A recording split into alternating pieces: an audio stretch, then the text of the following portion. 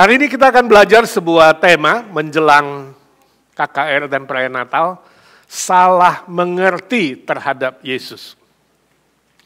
Tema kita salah mengerti terhadap Yesus.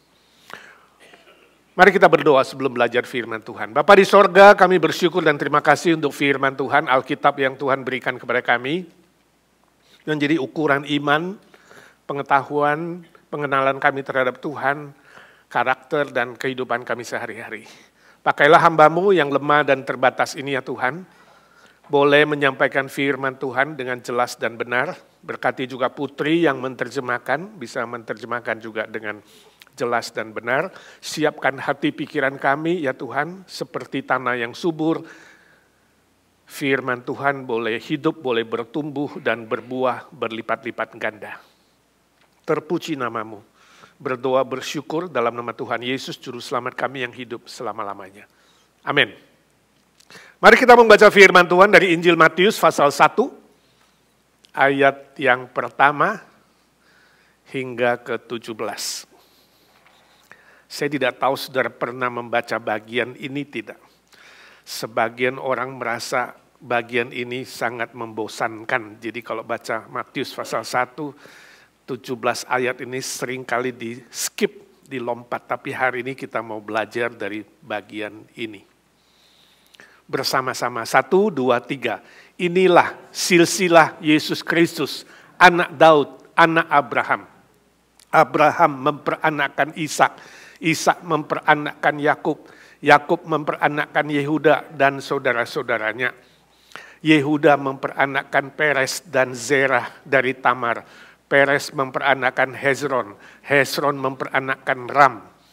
Ram memperanakkan Aminadab, Aminadab memperanakkan Nahason, Nahason memperanakkan Salmon, Salmon memperanakkan Boas dari Rahab, Boas memperanakkan Obed dari Rut, Obed memperanakkan Isai, Isai memperanakkan Raja Daud, Daud memperanakkan Salomo dari istri Uria, Salomo memperanakkan Rehabeam, Rehabeam memperanakkan Abia, Abia memperanakkan Asa, Asa memperanakkan Yosafat, Yosafat memperanakkan Yoram, Yoram memperanakkan Uzia, Uzia memperanakkan Yotam, Yotam memperanakkan Ahas, Ahas memperanakkan Hizkia, Hizkia memperanakkan Manasye, Manasye memperanakkan Amon, Amon memperanakkan Yosia, Yosia memperanakkan Yekonya dan saudara-saudaranya pada waktu pembuangan ke Babel. Sesudah pembuangan ke Babel, Yekonya memperanakkan Sealtiel, Sealtiel memperanakkan Zerubabel, Zerubabel memperanakkan Abihud, Abihud memperanakkan Eliakim, Eliakim memperanakkan Azor, Azor memperanakkan Zadok, Zadok memperanakkan Akim, Akim memperanakkan Eliud, Eliud memperanakkan Eleazar, Eleazar memperanakkan Matan, Matan memperanakkan Yakub, Yakub memperanakkan Yusuf, suami Maria yang melahirkan Yesus yang disebut Kristus. Jadi seluruhnya ada 14 keturunan dari Abraham sampai Daud, 14 keturunan dari Daud sampai pembuangan ke Babel, dan 14 keturunan dari pembuangan ke Babel sampai Kristus. Bosan gak bacanya? Hah? Si A memperanakkan B, B memperanakkan C, C memperanakkan D, terus. Bahkan lebih dari A sampai Z ya. Luar biasa. Siapa yang dari Sumatera Utara? Siapa yang tahu Danau Toba? Danau Toba, atau pernah pergi atau pernah tahu? Siapa yang tahu ceritanya Danau Toba? Asal-usul cerita Danau Toba. Diceritakan suatu hari ada seorang anak pengembara. Ya, dia membangun rumahnya dekat sebuah sungai dan dia bekerja bercocok tanam. Selain bercocok tanam, dia suka memancing ke sungai. Suatu hari dia pergi memancing tidak mendapat ikan. Sama sekali gak dapat. Menjelang malam, tiba-tiba mata kailnya digigit seekor ikan. Dia tarik, ikannya besar sekali. Akhirnya dia dapat ikan besar, dia bawa pulang. Taruh di keranjang, siap-siap mau masak ikan itu. Waktu dia mempersiapkan api, dia balik lagi ke keranjang itu, ikannya hilang. Dia kaget. Keranjang itu berisi kepingan-kepingan emas. Lalu dia bingung. Dia pengen mengambil kepingan emas itu, lalu setelah dikumpulkan, dibawalah ke dalam gubuknya. Waktu masuk ke dalam gubuknya, dia kaget. Di situ ada seorang wanita muda yang sangat cantik. Kita tahu hanya Adam yang waktu bangun tidur dapat wanita. Gak ada cerita begituan, tapi ada wanita yang cantik sekali, dia kaget, dia tanya, siapa kamu? Dia bilang, saya adalah ikan yang kau tangkap itu. Jelmaan dari ikan. Dan semua sisik-sisikku itulah jadi kepingan-kepingan emas. Wah, si pemuda yang miskin itu senang sekali. Akhirnya dia katakan, maukah engkau menikah dengan aku? Gadis itu bilang, boleh asal satu syarat. Jangan pernah kau cerita asal usulku kepada siapapun. Pemuda itu mengatakan, oke, setuju. Menikahlah mereka. 1 tahun kemudian, wanita itu melahirkan seorang anak laki-laki. Anak itu besar dan bandelnya bukan main. Nakal bukan main. Setiap kali ayahnya pergi ke ladang, mamanya masak dan menyuruh anaknya antar makanan. Tapi anaknya tidak pernah mau, selalu melawan. Sampai suatu kali mamanya sakit. Lalu mamanya mengatakan, nak sekali ini antarlah makanan. Mama gak bisa antar. Antar makanan ini untuk papamu. Anak itu taat. Dia mau. Sang mama senang sekali. Anak itu membawa makanan menuju ke ladang. Sampai tengah jalan dibukalah makanan itu. Dan dia makan. Hanya tinggal sisa-sisanya dikit saja. Dia bawa kepada ayahnya. Ayahnya dari jauh melihat anaknya senang sekali. Karena anaknya ternyata mengasihi papahnya dan mengantar makanan. Tapi ketika dia membuka makanan itu, dia kaget dan marah. Kenapa cuma sisa-sisa ini? Apa yang terjadi dengan makanan ini, nak?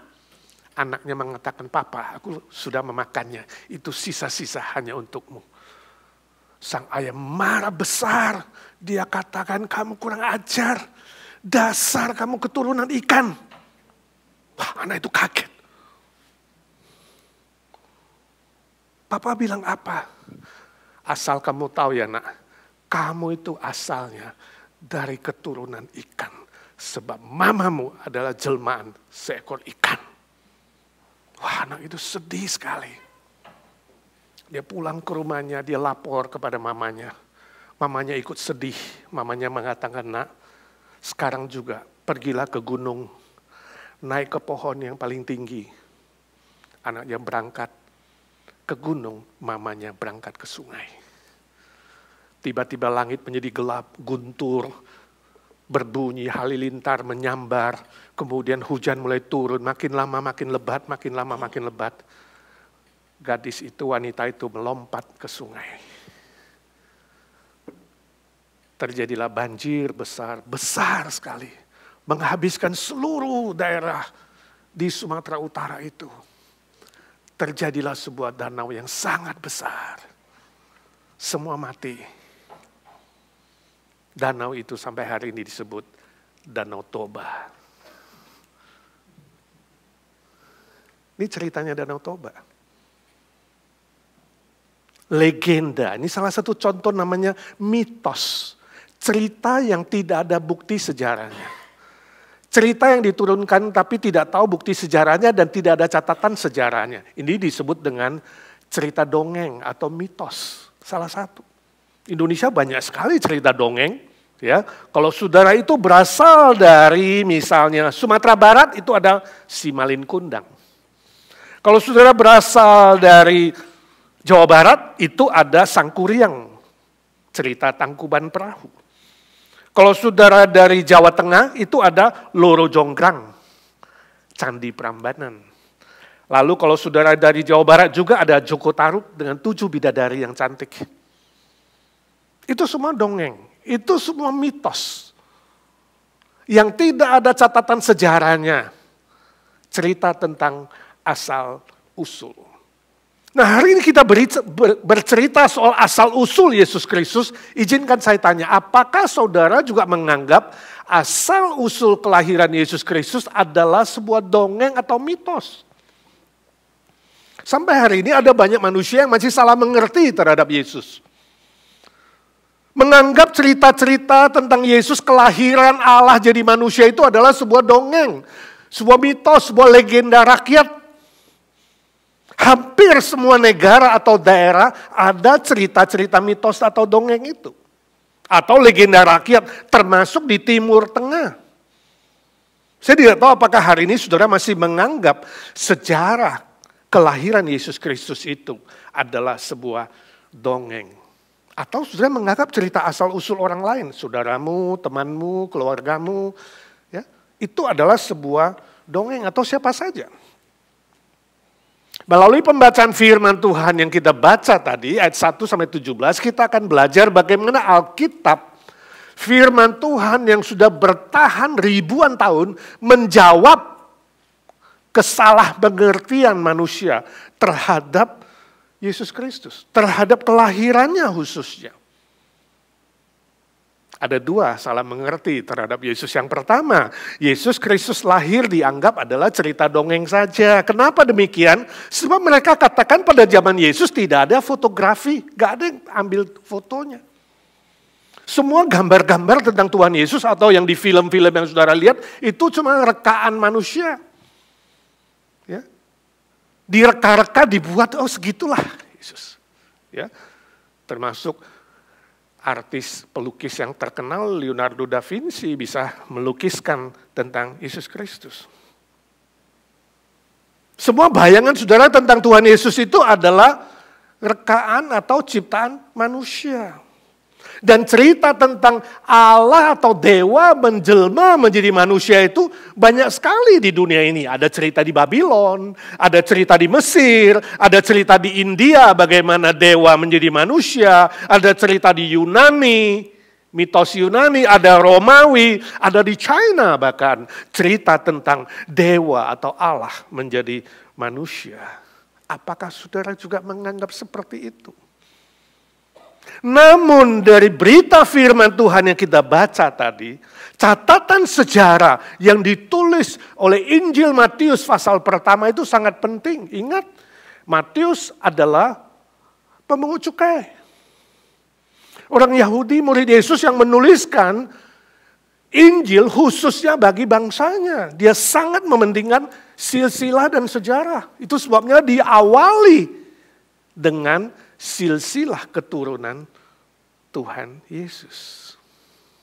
Kelihatan membosankan ya. Si A memperanakkan si B memperanakkan si C. Terus sampai 42 saudara. 42 keturunan. Ya, 14 kali 3. Banyak sekali. Ayo coba saya tanya saudara. Saudara bisa sebutkan nama kakekmu enggak? Mungkin masih bisa. Papa dari kakek? Kakek dari kakek, jadi kakek-kek. Itu baru berapa tingkat? Kakek generasi 3. Papanya kakek, kakeknya kakek. Apakah saudara bisa menyebutkan asal-usul saudara 5 keturunan sebelum saudara? Bisa? Masih bisa sebutkan? Si A, si B, si C, si D, baru kemudian saudara, memperanakkan saudara. 5-nya susah. Ya kan? Mungkin ada yang hebat, bisa sampai 7. Bisa menyebutkan sampai 12 mungkin. Karena orang China itu hebat sekali. Ya, ada catatannya, katanya waktu aku pulang ke Tiongkok, aku melihat, wah semua ditulis. Mungkin ada 10 keturunan, 15 keturunan. Tapi rata-rata, paling 5 sudah dilupakan, betul gak? Jadi saudara jangan cita-cita suruh anakmu ingat kamu, cucumu ingat kamu, atau lipai disembah-sembah. Ya, ingat begitu generasi 5, keempat udah hilang. Anehnya saudara, anehnya, ironisnya, Seringkali saudara hanya mengingat 5 keturunan atau 10 keturunan dan saudara percaya itu. Padahal bisa salah kan? Bisa salah nggak? Bisa bohong nggak? Bisa. Aneh, ironis. 7 atau 3 atau 5 keturunan saudara bisa yakin itu betul. Saudara bisa cerita kepada orang lain. Tapi tentang Yesus Kristus itu, berapa keturunan? 42 generasi yang dicatat dengan jelas. Anehnya, saudara, mungkin bukan saudara, orang lain atau kita atau sebagian besar orang gak percaya. Masih bilang Yesus itu lahir ke dunia mungkin dongeng ya. Padahal ada bukti sejarah 42 loh. Bukti sejarah 42 generasi. Kenapa demikian? Sekali lagi, sebab hati manusia punya sebuah kekerasan, punya dosa yang sengaja mau menolak Tuhan. Manusia hanya 7 keturunan, 10 keturunan, saudara ke China dikasih tunjuk itu daftarnya, nggak tahu benar atau salah, saudara yakin, oh iya dulu ya, kakeknya moyangku namanya si ini. Gitu. Yakin, tapi anehnya Yesus Kristus manusia tidak yakin dan sengaja menolak. Ini membuktikan kekerasan hati manusia. Permisi tanya, apakah hari ini ketika kita sebentar menyambut Natal, hati saudara, pikiran saudara masih punya sebuah keraguan. Benar gak sih Yesus di dunia ini? Benar gak sih dia pernah datang ke dunia ini? Benar gak sih dia pernah mati di atas kayu salib? Benar gak sih dia pernah bangkit dari kematian? Benar gak sih? Benar gak sih? Saudaraku, bertobatlah. Kalau hari ini saudara masih meragukan eksistensi Yesus Kristus di dalam sejarah manusia, bertobatlah. Rendahkan hatimu dan katakan, Tuhan ampuni aku kalau hatiku masih keras. Sengaja menolak Engkau, Tuhan ampuni aku. Dokumen-dokumen kuno tentang Yesus Kristus yang hari ini disimpan di museum-museum terkenal di seluruh dunia. Jumlahnya lebih dari 10.000 keping. 10.000 sudah banyak sekali. Dibandingkan dengan cerita tadi Danau Toba gak ada 1 keping pun. Atau yang lain-lain. Ensiklopedia yang sangat dihormati dan sangat disegani kedaulatannya dan otoritasnya. British Encyclopedia, kalau hari ini saudara buka catatan sejarah tentang Yesus. Jumlah, secara kuantiti dan quality tulisan sejarah tentang Yesus jauh lebih banyak dan melampaui semua tokoh agama, tokoh filsafat, tokoh ilmu pengetahuan di muka bumi ini. Saya harap saudara yang percaya menjadi sebuah kebanggaan. Aku bangga dengan Yesus Kristusku. Aku bangga dengan Yesusku yang aku percaya. Sebab dokumen sejarahnya paling banyak di dunia. Paling bagus kualitasnya. Dan tak tersaingi oleh apapun dan siapapun. Amin. Bangga. Jangan malu mengatakan aku orang Kristen. Aku pengikut Kristus, aku tahu Yesusku lahir ke dunia ini. Melakukan banyak mujizat. Aku tahu dia mati bagi aku dan bangkit bagi aku. Mari belajar bangga dengan Yesus Kristus. Tuhan dan Juru Selamat saudara. Bukan malu-malu. Kamu orang Kristen ya? Sort of, ya. No, yes. Yes, I'm a follower of Christ. Yes, I'm a Christian. Yes, my Lord born to this world. Yes, saya yakin 100% dia lahir ke dunia ini bagi saya. Dia mati dan bangkit buat saya. Amin. Jangan salah mengerti. Justru harus beriman dan jelaskan kepada orang-orang yang salah mengerti. Yang kedua, salah mengerti apa? Kelahiran Yesus dianggap hanya untuk bangsa Yahudi saja. Itu salah mengerti juga. Salah mengerti. Yesus datang bukan hanya untuk Yahudi. Memang dia lahir ke dunia ini, dia memilih dengan otoritasnya. Mau inkarnasi, lahir dari suku Yahudi. Bangsa Yahudi. Dia memilih Maria. Dia memilih lahir dari Yahudi. Tapi ingat, pilihan Yesus Kristus lahir melalui salah satu suku bangsa, tidak boleh diartikan keselamatan itu bersifat eksklusif hanya untuk Yahudi. Bukan. Justru sebaliknya, kedatangan Yesus Kristus bersifat inklusif. Artinya untuk semua orang, semua bangsa. Karena apa? Karena Allah Sang Pencipta, Allah Bapa Sorgawi, menciptakan segala bangsa itu sama di hadapannya dan menyediakan keselamatan itu bagi semua orang sama secara adil dan secara inklusif. Yesus Kristus datang untuk segala suku bangsa. Itu tadi bacaan kita di Natal pertama, ayat pembimbing ketika malaikat Gabriel mengumumkan Natal pertama. Khotbah Natal pertama itu adalah jangan takut, sebab hari ini telah lahir bagimu juru selamat untuk seluruh bangsa, sukacita untuk seluruh bangsa, Kristus Tuhan di kota Daud. Untuk segala bangsa. Kelahiran Yesus Kristus ke dunia ini telah menerobos tradisi Yahudi. Menerobos. Bukan hanya untuk Yahudi, tapi justru membuka, menerobos, melampaui semua tradisi dan adat istiadat Yahudi yang sangat eksklusif. Sampai hari ini Yahudi eksklusif, saudara. Makanya seluruh dunia, hampir seluruh dunia membenci Yahudi karena eksklusifismenya. Bandingkan kalau orang Yahudi, benar-benar saudara kalau agama Yahudi dan orang Yahudi asli, setiap hari saudara harus berdoa begini, orang laki-laki ya. Aku bersyukur dilahirkan bukan jadi orang kafir. Artinya bukan non-Yahudi.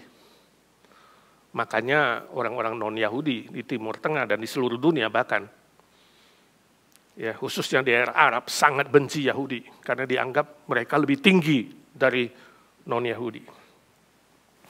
Mereka juga berdoa, aku bersyukur dilahirkan bukan sebagai budak. Sombong ya. Karena budak itu di dalamnya termasuk pemungut cukai, pembantu, pekerja kelas bawah, dan gembala yang miskin. Itu dianggap kelas budak. Orang laki-laki Yahudi juga berdoa begini, aku bersyukur dilahirkan bukan sebagai wanita. Wanita dianggap kaum lemah, kaum kelas 2. Ya, tidak boleh jadi saksi di pengadilan. Kelas bawahan. Semua pria Yahudi lupa mereka lahir dari rahim seorang wanita. Ironik kan? Tapi kalau saudara perhatikan silsilah kelahiran Yesus, muncul nama-nama orang kafir. Luar biasa. Yesus memilih lahir ke dunia ini melalui keturunan orang-orang non-Yahudi. Rahab, wanita kafir, bahkan pelacur yang menolong pengintai di Yeriko. Akhirnya dia diselamatkan oleh anugerah Tuhan. Rut, juga orang kafir, non-Yahudi, yang dibawa oleh Naomi, mertuanya, lalu dia dinikahi Boas. Dia juga diselamatkan oleh anugerah Tuhan. Ya, orang kafir. Siapapun orang Yahudi yang mengakui Abraham sebagai bapak beriman, orang beriman, sebagai nenek moyang mereka, harus mengakui, suka atau tidak suka, bahwa silsilah Yesus Kristus di dalamnya mengandung orang non-Yahudi atau kafir. Alkitab sangat jelas menegaskan bahwa berita Natal bukan hanya untuk orang Yahudi, tetapi juga untuk non-Yahudi, bahkan untuk segala bangsa. Itu sebabnya kurang pantas kalau kita iklan Natal atau flyer Natal ditulis untuk kalangan sendiri. Itu bukan maksud Alkitab. Berita Natal adalah untuk semua kalangan. Untuk siapa? Untuk semua kalangan, dari paling bawah sampai paling atas. Semua bangsa, tanpa diskriminasi apapun dan siapapun. Orang Chinese khususnya orang Tionghoa salah mengerti Yesus. Salah mengerti kekristenan. Mereka bilang, apa itu Kristen, apa itu Kristus? Itu Yang Jiao. Tahu nggak Yang Jiao? Coba bilang Yang Jiao. Itu agama barat. itu milik barat. Bukan milik kita, kita orang timur. Makanya sulit kadang-kadang menginjili orang Chinese karena dianggap kekristenan itu barat. Karena apa? Kekristenan masuk ke timur dibawa oleh misionari orang barat. Dianggap barat itu kong kali kong dengan orang Yahudi. No. Walaupun kita tahu nanti Trump naik, dia akan baik dengan Yahudi. Tapi gak ada hubungannya dengan kelahiran Yesus. Gak ada hubungannya dengan keselamatan, gak ada hubungannya dengan kekristenan. Sebab Yesus datang untuk semua bangsa, termasuk orang Tionghoa, orang Chinese, termasuk orang Barat, orang Timur. Bukan Yang Jiao. Kekristenan bukan agama Timur, bukan. Sebab Yesus Kristus lahir di mana? Di Bethlehem. Bethlehem di mana? Di Timur Tengah. Bethlehem itu di tengah-tengah antara Barat dan Timur. Seolah-olah Yesus berdiri di tengah. Dia katakan, hei orang Barat dan orang Timur, aku datang ke dunia untuk kalian. Untuk orang Barat, juga untuk orang Timur. Untuk semua suku bangsa di muka bumi ini. Amin. Jadi jangan diskriminasi. Siapapun temanmu, kawanmu, warna kulit apa saja, hitam, putih, merah, kuning, hijau, bawa kepada Tuhan. Kalau ada hijau ya, ada kasih warna hijau. Semua bangsa. Tanpa membedakan warna kulit, tanpa membedakan pendidikan dan lain-lain. Tapi mungkin saudara bertanya, Pak kalau begitu, kenapa Yesus pilih lahir dari Yahudi? Udah tahu Yahudi dibenci. Kenapa kasih pilih lahir dari Indonesia? Banyak pertanyaan kenapa gak ada jawabnya. Tadi kalau pilih lahir di Indonesia, Pak kenapa pilihnya di Jawa Barat? Kenapa gak di Papua hitam? Selalu gak puas, ini manusia. Kenapa Yesus gak lahir di China? Kenapa harus di Bethlehem? Kalau dia mencintai semua suku bangsa, kenapa gak pilih lahir di Afrika? Kenapa harus Yahudi? Pernah gak saudara tanya begitu? Apakah ini kurang adil? Apakah ini artinya pilih kasih? Yesus lebih mengasihi Yahudi dibanding kita? No. Pilihan Tuhan lahir dari suku bangsa manapun, sekali lagi, itu adalah kedaulatannya dan otoritasnya. Sama seperti saudara memilih selera makan saudara, selera warna saudara, selera lukisan, kecantikan, alat makeup dan lain-lain. Yesus pilih lewat Yahudi. Bukan pilih kasih, bukan tidak adil. Ingat, pilihan itu adalah tugas dan kewajiban.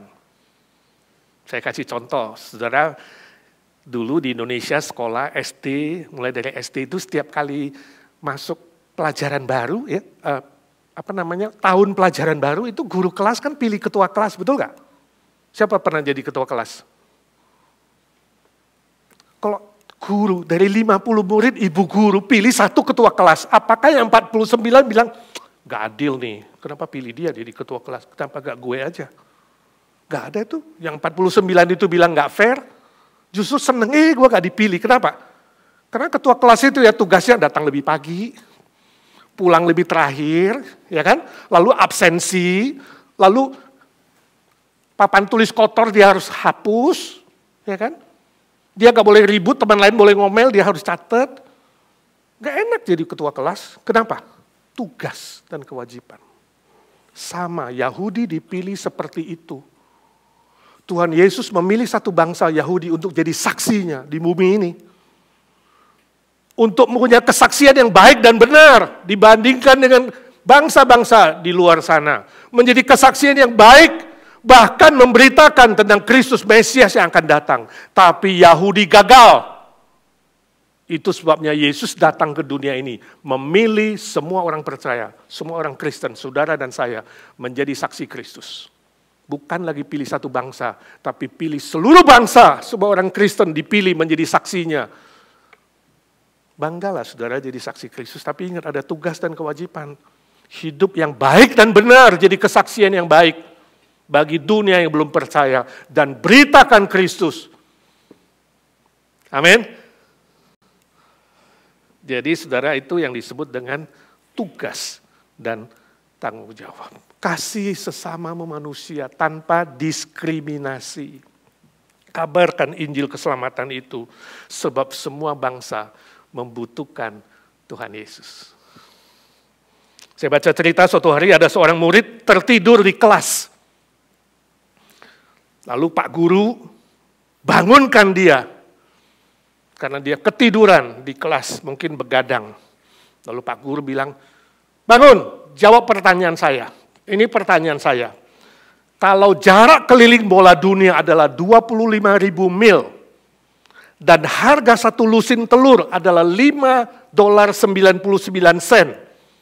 Coba jawab berapa umur saya. Anak itu pikir, ini pertanyaan gila ini.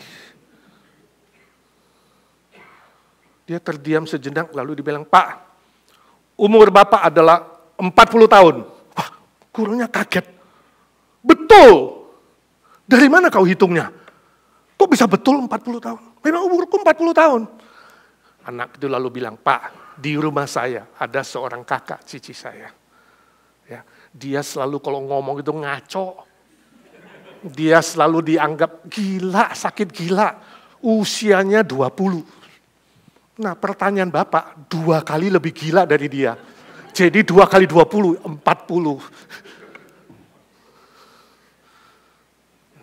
Guru gila dilawan gila. Saudara, hari ini kita menghadapi manusia-manusia gila. Ini zaman edan. Zaman akhir nih. Zaman gila. Banyak yang sakit jiwa. Banyak yang butuh Yesus Kristus. Banyak yang tidak tahu jalan ke sana, ke sini. Kemana tidak tahu. Tidak adil. Lalu jadi marah, jadi penembak, jadi perusuh, jadi kriminal dan lain-lain. Mereka membutuhkan jalan yang benar, yang lurus. Itulah Yesus Kristus. Ini akhir zaman, saudara. Kita hidup di zaman yang edan. Contoh, saudara tahu di New Jersey 1 minggu terakhir, 2 minggu lah, 10 hari ini, ada drone yang besarnya kayak mobil, kayak bis, terbang. Tuh. Saya lihat berapa fotonya. Rakyat gelisah, khawatir, takut. Tapi administrasi Biden bilang, kita gak tahu apa-apa itu. Itu gak tahu apa dan dari mana gak tahu, pasti gak bahaya. Tapi orang-orang ketakutan. Bahkan airport New York hari Jumat lalu sempat ditutup sementara. Bukan drone kecil-kecil loh, gede loh saudara. Biden bilang, kita gak ngerti dan kita gak akan apa-apain. Trump komentar, kalau saya yang punya kuasa perintah, saya perintahkan tembak itu. Apakah Biden gila, Trump juga ikut gila, aku juga tahu. Yang pasti, ya kita hidup di zaman yang gila. Biden administrasinya dianggap sudah gila. Biden belum turun tahta. Memberi pengampunan kepada anaknya yang kriminal besar. Ini gila juga kan? Gila gak? Kriminal besar. CEO Healthcare, saudara, United Healthcare, Brian Thompson, usia 50, ditembak mati. Penembaknya dianggap gila. Tapi dia bilang dia membela diri, diperlakukan tidak adil. Edan. Presiden Korea Selatan Yoon Suk Yeol, edan juga saudara. Didesak turun tahta lalu dia memperlakukan martial law. Martial law itu apa? Hukum rimba. Hukum rimba itu artinya apa? Dia paling berkuasa, diktator. Semua hukum sipil gak berlaku. Edan udah. Nah, sekarang bilang Korea Utara edan, Selatan ikut edan saudara. Presiden Syria Assad dipaksa turun tahta, lari dia. Kemana? Hah? Kok tahu? Kenalan ya? Edan, sebab ternyata dia punya bisnis yang bilionan dolar. Produk obat Kaptagon terbesar di dunia, itu sejenis narkotik. Dia buat jadi legal, saudara. Dijual ke seluruh Timur Tengah. Dianggap dia sudah sakit gila, membelenggu rakyat Syria puluhan tahun. Ini beberapa contoh saja. Saya yakin saudara bisa menyebutkan ada banyak hal di bumi ini yang gila edan. Di luar sana ada keluarga, ada teman, ada siapa saja yang tidak tahu mau kemana. Dan bagaimana masa depannya?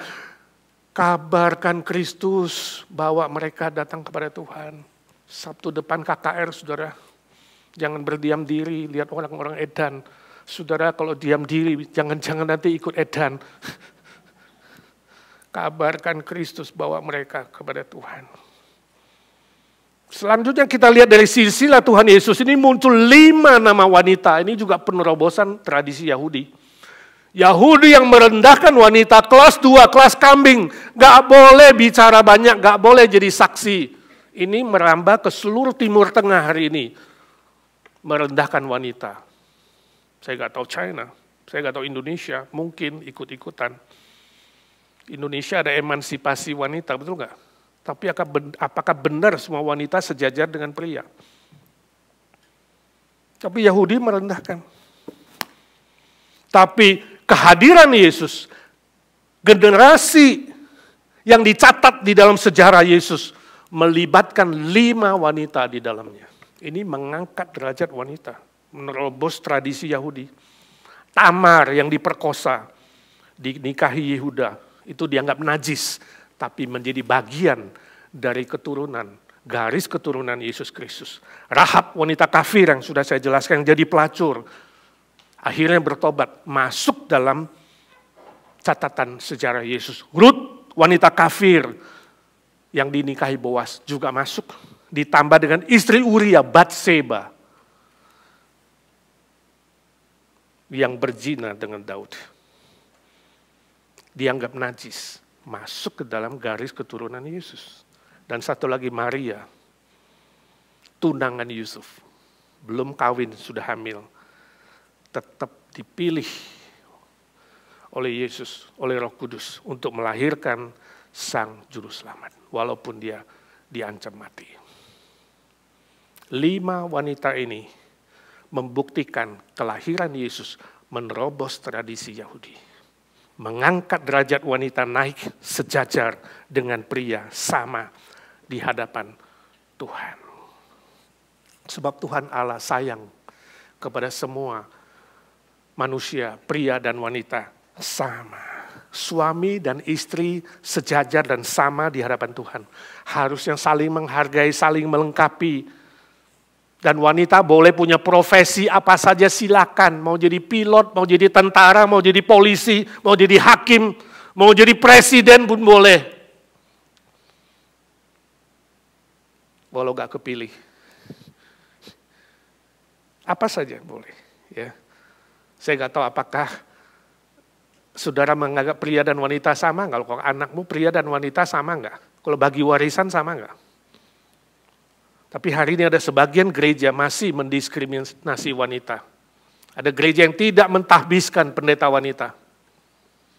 Bahkan ada yang lebih ketat, wanita gak boleh jadi majelis. Makanya muncul istilah majelis itu adalah makhluk jelmaan iblis.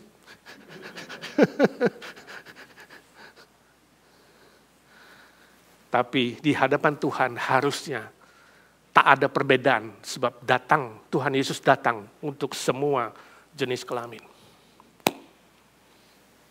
Tapi memang kalau kita mau bicara dan mau lihat fakta, kenyataan di mana-mana gereja, wanita lebih banyak dari pria, betul nggak? Kemarin aja Christmas Carol saya bilang, wah ini terbukti ini, ya 4 wanita 1 pria. Di mana pria-pria?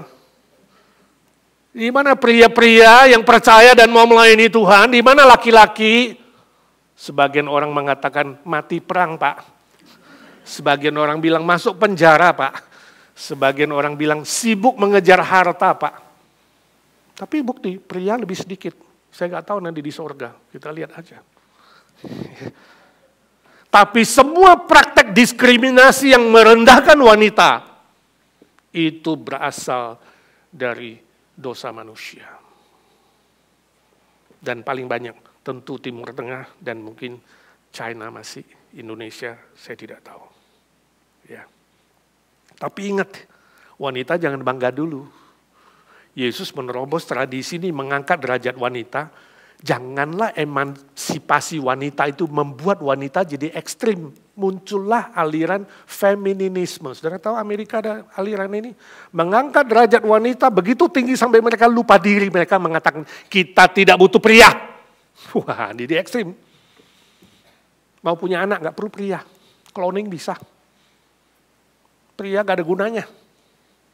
Di mana pria-pria? Kita gak perlu mereka. Ya. Bila perlu, ya sebenarnya Tuhan mengasihi wanita lebih dari pria. Alkitab yang ada jenis kelamin laki, kita ganti jadi wanita. Terjadi. Ada Alkitab kaum feminin, doa Bapa kami bukan Bapa kami di sorga, Ibu kami yang di sorga. Jadi apa? Edan, mana yang saudara ikut? Edan juga. Sejajar di hadapan Tuhan, sesuai firman Tuhan. Jangan kemudian diangkat, lupa diri. Mau mendiskriminasi pria dan membuang pria. Salah juga, saudara. Tuhan mengasihi semua orang sama di matanya. Pria dan wanita. Amin. Suatu hari ada seorang manajer muda. Dia udah kerja di sebuah perusahaan cukup lama, hampir 20 tahun. Gajinya gak naik-naik. Dia udah kesel sekali, udah harusnya naik, layaknya naik. Tapi kenapa gak naik gaji? Ada yang begitu gak? Jadi dia tekad. Dia udah bilang ke istrinya, saya nanti pasti bilang ke bos saya. Saya akan komplain, minta naik gaji. Itu haknya saya. Jadi dia berangkat kerja. Sebelum pulang, dia datangi bosnya. Bos, you tahu saya sudah mengabdi di sini 20 tahun. Sudah setia. Tapi gaji gak naik-naik, tolonglah. Bosnya senyum, gak usah khawatir. Saya naikkan gajimu 2 kali lipat. Waduh, senang bukan main. Wah, dia begitu senang. Sambil joget-joget, nari-nari, temannya ikut senang. Kenapa aku goblok dari dulu gak ngomong-ngomong, baru sekarang ngomong. Kalau gak ngomong gak naik-naik. Ternyata bos tahan dia naik 2 kali lipat. Wah, dia berbunga-bunga. Dia pulang ke rumah. Dia masuk ke rumah, dia kaget. Dia cium makanan enak. Rupanya istrinya sudah masak. Makanan kesukaan dia. Satu meja penuh mau pesta. Ya, udah siap-siap. Alat makan itu semua dari perak dan emas. Yang paling mahal-mahal. Ada lilin, ada segala hiasan. Dia kaget. Apakah istri saya sudah dapat berita dari teman saya? Kenapa dia siap-siap begini? Lalu dia datang kepada istrinya. Dia katakan, ada apa ini? Istrinya mengatakan, saya tahu. Lihat wajahmu, saya tahu. Bosmu pasti kasih kamu naik gaji. Lalu dia bantu istrinya susun-susun. Dia lihat di meja piring dia ada sebuah kartu. Cakep tulisan istrinya. Tulisnya begini. Selamat ya sayangku. Aku sudah tahu kau bakal mendapatkan kenaikan gaji. Makan malam ini kusediakan bagimu untuk menyatakan betapa aku mencintaimu. Wah, hatinya berbunga-bunga. Istri yang baik, yang support saya. Lalu makan sekeluarga. Waktu selesai mau diset, istrinya mau ngambil ke dapur, dia ikut bantu. Waktu mau dia ikut bantu, tiba-tiba dari kantong istrinya jatuh sebuah kartu. Diam-diam dia ambil. Dia baca tulisannya. Jangan khawatir, jangan sedih sayangku. Walaupun kau tidak mendapat kenaikan gaji, yang harusnya kau pantas mendapatkannya, makan malam ini kusediakan bagimu, sebab aku sangat-sangat mencintaimu, melebihi apapun, walaupun gak naik gaji. Luar biasa, dia terharu. Ternyata istrinya buat 2 kartu. Naik gaji, tetap mengasihi suaminya. Gak naik gaji, tetap mengasihi suaminya. Tetap celebration. Ini contoh istri yang baik. Istri yang kreatif. Yang support suaminya apapun yang terjadi. Amin. Pengen gak punya istri begitu? Yang laki jawab dong. Masa yang istri yang jawab? Ya, yang jadi istri jangan ngomel-ngomel kalau nggak naik gaji suaminya, ya. Kalau belum dapat untung, belum dapat cuan nggak apa-apa, support, ya, tetap. Manusia lebih penting dari materi. 1, 2, 3. Manusia lebih penting dari materi. Relasi itu lebih penting. Tapi ingat, ini berita bukan hanya untuk istri support suami. Ini untuk suami juga, support istrimu. Ya, jangan dikit-dikit ngomel. Heran kamu ya, baru nikah 2 tahun kamu kok sudah bengkak begitu ya. Dulu langsing, sekarang langsung. Dulu kayak biola, sekarang kayak botol Coca-Cola. Ya. Tolong jangan saling support, ya, sebab di mata Tuhan pria dan wanita sama, baru bisa dipakai untuk bisa menginjili orang lain, bawa banyak jiwa datang kepada Tuhan.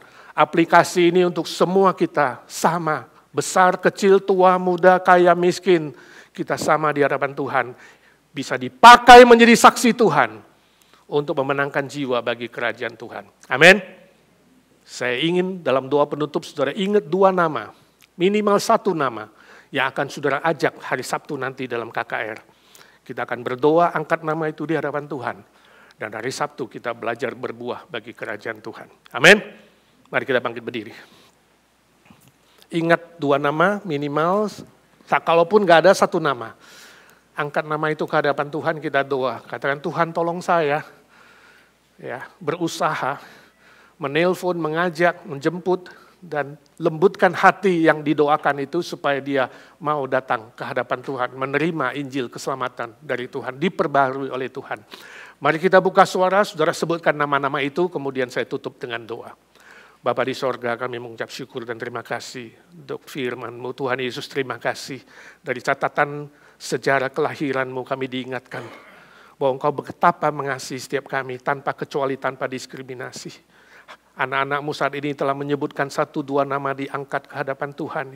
Ya Tuhan, pakai mereka, beri kekuatan, beri hikmat, beri kreativitas untuk bisa mengajak jiwa-jiwa baru. Kami doakan Sabtu ini KKR ya Tuhan. Injil Tuhan akan disebarluaskan. Kami rindu banyak jiwa-jiwa yang belum yakin keselamatannya boleh menerima Tuhan. Dan banyak jiwa yang terhilang, yang dingin, yang kaku, yang sudah hampir jatuh boleh diangkat kembali, diperbaharui oleh Tuhan. Berkati ya Tuhan. Supaya sungguh-sungguh tahun ini kami menutup tahun dengan berbuah bagi kerajaan-Mu Tuhan. Kau sudah dengar doa kami. Berkati anak-anak-Mu satu persatu menjadi saksi-saksi Tuhan yang makin hari makin benar, makin hari makin baik, makin hari makin memuliakan nama Tuhan. Dalam nama Tuhan Yesus Kristus kami berdoa dan memohon berkat Tuhan. Amin. Yang percaya katakan amin.